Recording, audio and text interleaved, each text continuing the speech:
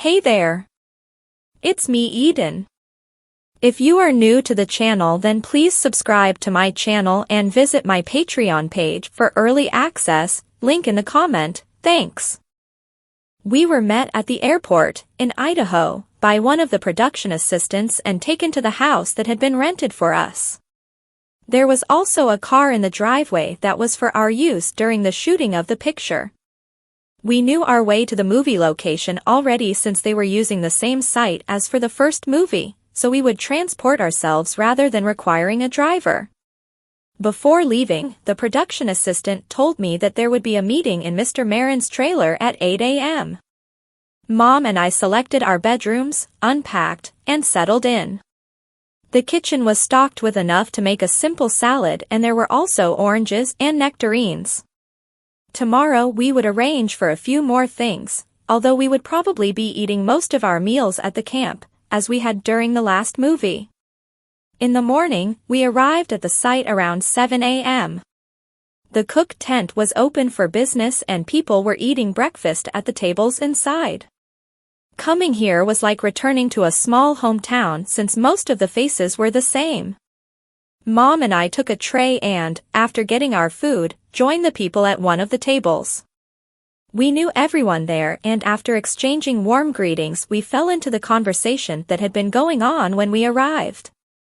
As it approached 8 o'clock, everyone in the tent began to leave. I told Mom that I'd see her later and I left to find Mr. Marin's trailer, waving to people that I knew as I found my way. The camp was laid out as it had been before and I located his trailer easily. I knocked and entered without waiting for a response. Several of the main cast members were there already, but neither Alec Carsey nor Jennifer Larita were present yet. Mr. Marin welcomed me and I sat down to join the conversation. About 5 minutes later, Alec came in, followed by Jennifer a few minutes later. With everyone there, Mr. Marin called for attention so that he could start the meeting. My friends, welcome back. It's been almost 2 years since we made the first movie based on the book, Open Spaces. That movie was a huge, box office success and we hope to repeat that success, and even surpass it, with the new movie, which is entitled Open Spaces, Lost Loves. You've all done well with your careers, in part because of the success of our first movie, and I'm sure that our sequel will enhance them further. Has everyone brought their script with them? Everyone nodded or spoke out that they had. Jennifer Larita said, Mr. Marin, I have a question. I thought that I was supposed to be the female lead, yet Miss Ramsey has only one less line than I do? Does she? I hadn't counted. Jennifer, the writers of the screenplay are only following the original story. I read the entire book this past year and Wendy Stone is only a minor character in it. Well, Jennifer, you know that a screenplay based on a novel is only an interpretation of the work.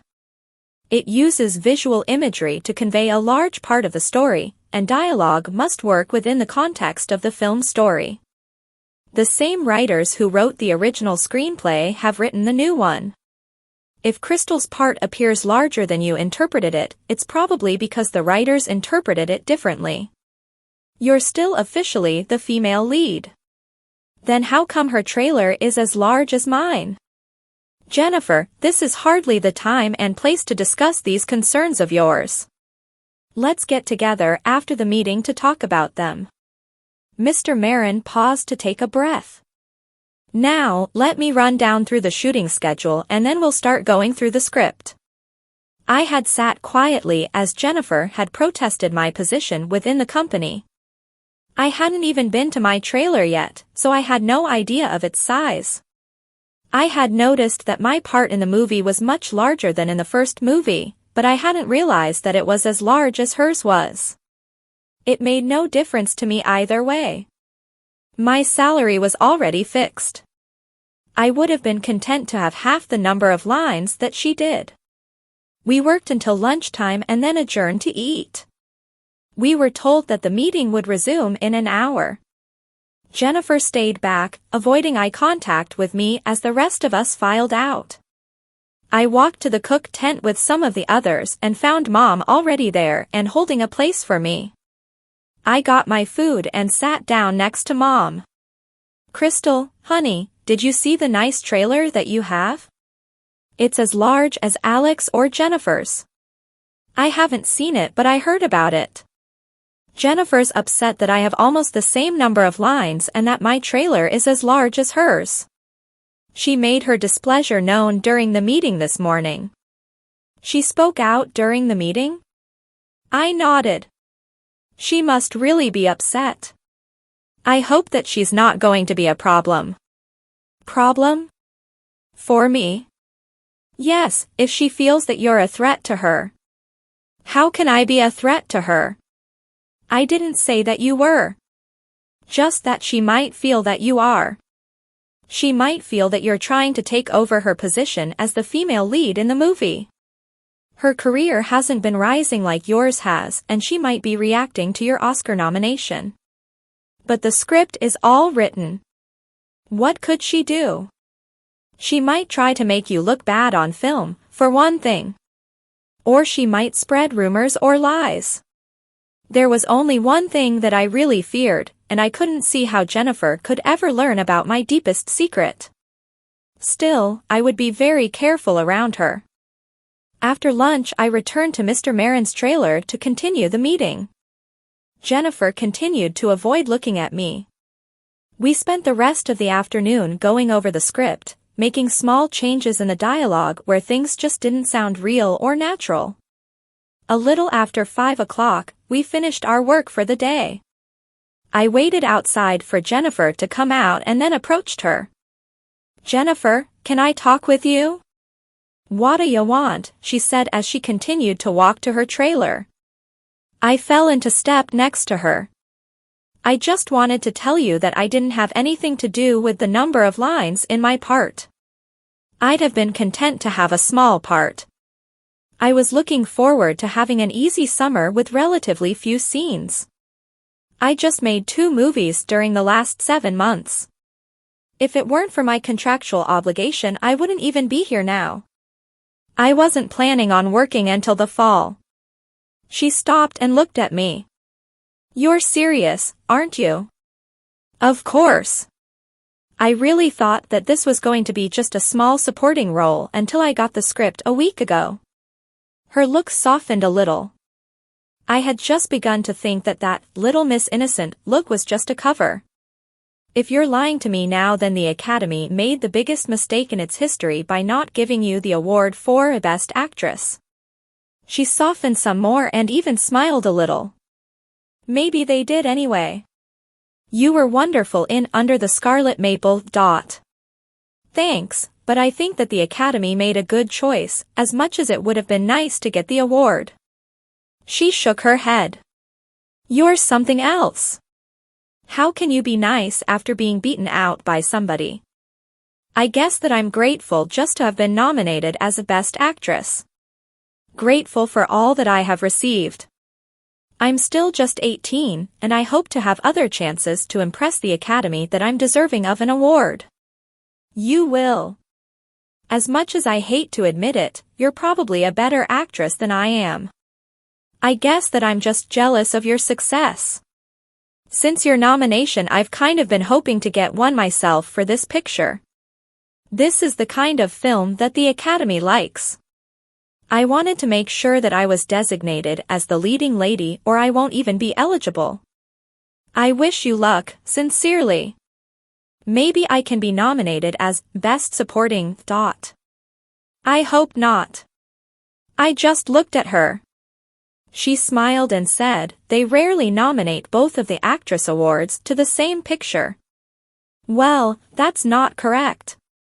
In the first year that the Best Supporting awards were given, 1936, the film My Man Godfrey had nominees in all 4 categories: Best Actor, Best Supporting Actor, Best Actress, and Best Supporting Actress. Of course, none of those nominees were winners. But only 2 years later, Bette Davis won a Best Actress for Jezebel, and Faye Bainter won Best Supporting for the same movie. and just 1 year later, Vivian Leigh won Best for Gone with the Wind, and Hattie McDaniel won Best Supporting over Olivia de Havilland, both of whom had been nominated for their supporting roles in Gone with the Wind. In 1942, Greer Garson won Best for Mrs. Miniver, and Teresa Wright won Best Supporting for the same movie. Dame Mae Whitty had also been nominated for Best Supporting for that movie. As recently as 1998, Gwyneth Paltrow and Judi Dench won Best and Best Supporting for A Shakespeare in Love. Jennifer was staring at me slack-jawed. "What are you, Miss Answerwoman? How do you know all that?" "I used to do a lot of reading. And acting holds a certain interest for me." I smiled. For the first time today, Jennifer smiled at me. "A certain interest, eh? I'm just glad that we're not both eligible for a Best Actress.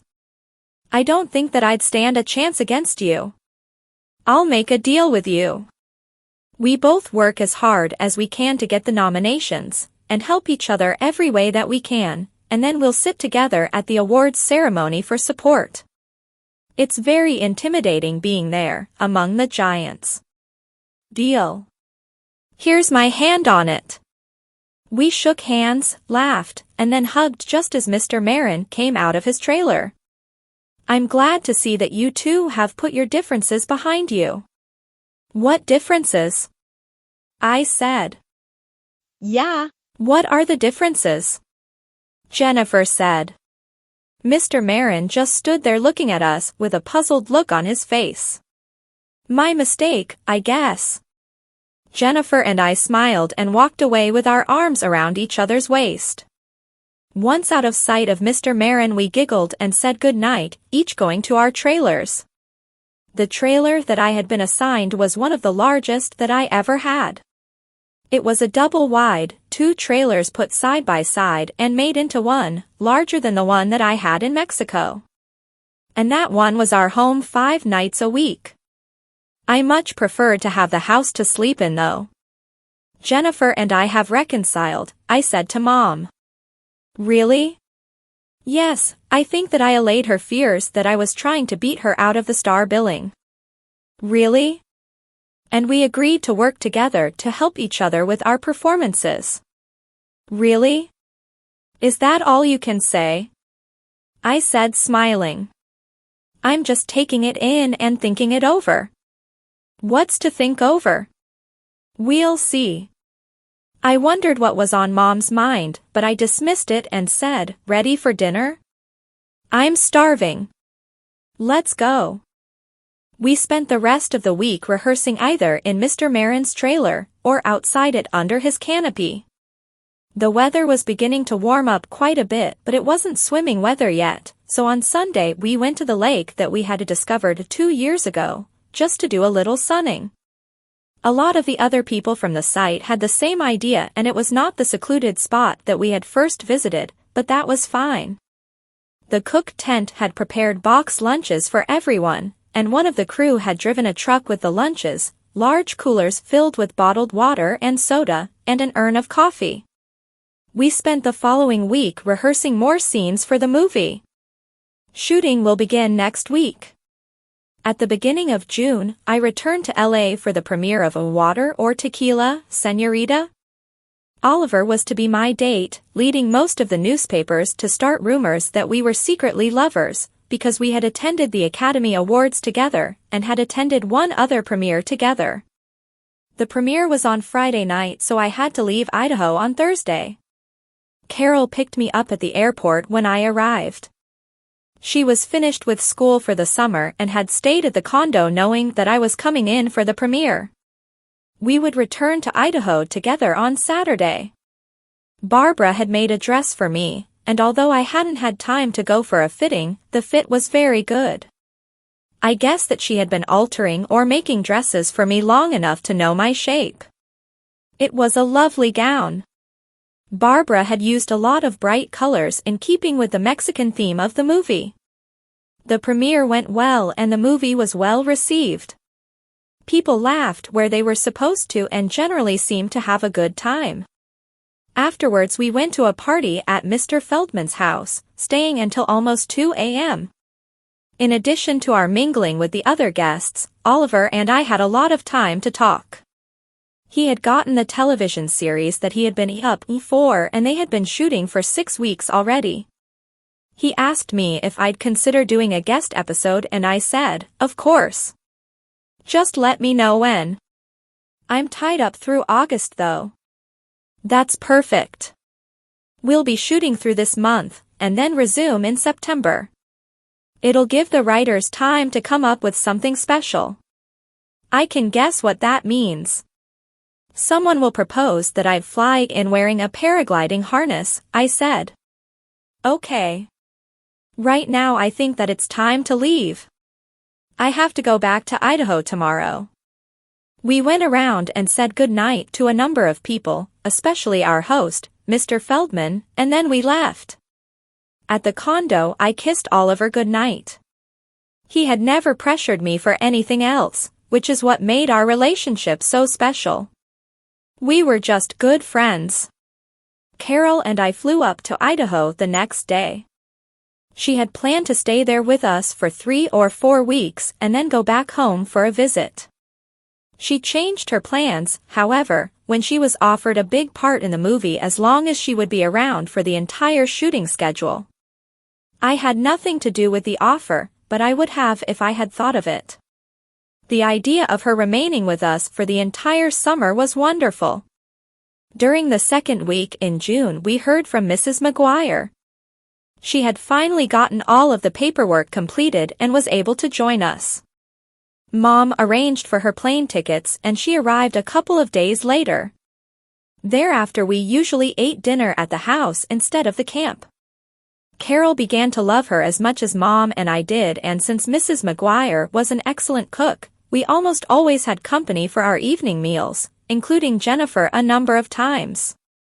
Jennifer and I didn't have any more problems, although Mom kept a wary eye on her. We worked together very well as the movie progressed. We shot film on most days. If it was raining we worked indoors, and when the weather was clear, we did the outdoor shooting. On Sundays, everyone would go to the lake if it wasn't raining, or sit around the camp and play cards or watch television if it was raining. If it rained I would write letters to Debbie or Sharon. On the evening of July 1st, I got a call from Mr. Daniels. Hi hon, how's the picture going? Fine. We're more than a third done. Can they spare you for a day? I guess I can ask for a day off. What for? I'd like you to take a meeting here in LA about a film project. They've requested you for the female lead. I think that would be a good project for you. What kind of movie is it? It's a drama. It's about a young mother coping with life after her husband mysteriously disappears in the Middle East. Where does it take place? Virginia is the place named in the script, but it'll be filmed in Georgia. When do they start shooting? They want to start in September. September? Isn't that rather soon? They want it to be done before Christmas, so they're rushing it a little, but they don't need elaborate sets and most of the casting is done already. I got the script about a month ago, but they were being conservative on the salary issue, so I didn't call you. They've come around a bit now. When do they want to meet me? Can you make it Friday? That's only 2 days from now. They'll send a plane for you if you can come. I'll have to ask Mr. Marin. Do that, and call me back on my private number. Do you still have it? Yes, I do. I'll call as soon as I can get an answer. Please subscribe for the next part and visit my Patreon page for early access. Link in the comment, thanks.